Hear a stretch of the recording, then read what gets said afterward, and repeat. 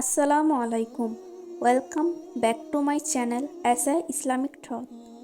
এ পর্বে এক বোনের বাস্তব জীবনের দোয়া কবুলের গল্প আপনাদের সাথে শেয়ার করব।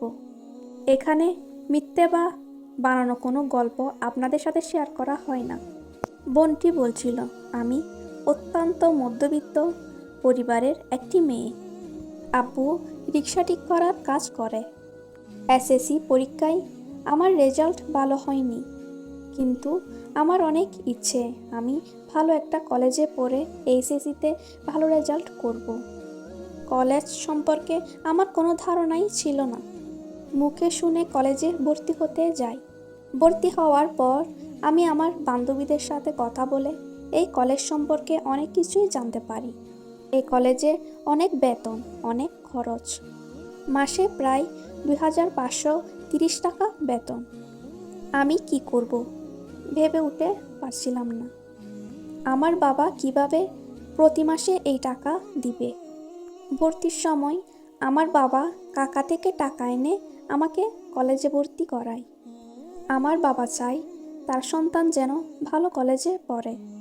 তারপর আসি সে সময়, আমি রাতে ঘুমাতে পারতাম না। কিভাবে এই টাকা দিবে সেই চিন্তায় কান্না করতাম। কলেজ যেতে 30 মিনিট সময় লাগতো। আমি হেঁটেই যেতাম। যেতে যেতে দরুদ শরীফ পড়তাম আর ইস্তেগফার পাঠ করতাম। আল্লাহকে ডাকতাম। অনেক কষ্ট হতো সে সময়। রাস্তা দিয়ে হাঁটার সময় চোখে পানি চলে আসতো।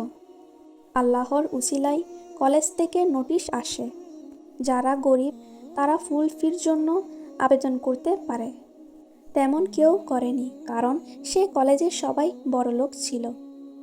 আমি ক্লাস টিচারের সাথে কথা বলি। তিনি বলেন, তোমার তো রেজাল্ট ভালো না। যদি এসএসসিতে জিপিএ 5 থাকতো তাহলে ভাবা যেত। সে সময় আমার চোখ ভিজে যাচ্ছিল।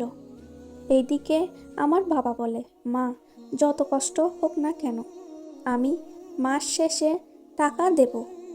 আমার মন মানছিল না, তাই আমি অ্যাপ্লাই করি। তারপর উঠতে বসতে ইস্তেগফার করি। কারো সাথে কথা বলি না, নিজের মতো করেই থাকি। আল্লাহর কি রহমত, 1-1.5 মাস পর বেতন স্লিপে দেখি শুধু 30 টাকা আসছে। আলহামদুলিল্লাহ। আমার চোখ সেদিনও ভিজে গিয়েছিল আল্লাহর রহমতের কথা ভেবে। টানা 1 বছর ফুল ফ্রিতে লেখাপড়া করি। আমার ক্লাস টিচার ম্যাম সবাই আমাকে খুব কেয়ার করত এবং তিনারা আমার সব কোচিং ঠিক করে দিয়েছিলেন।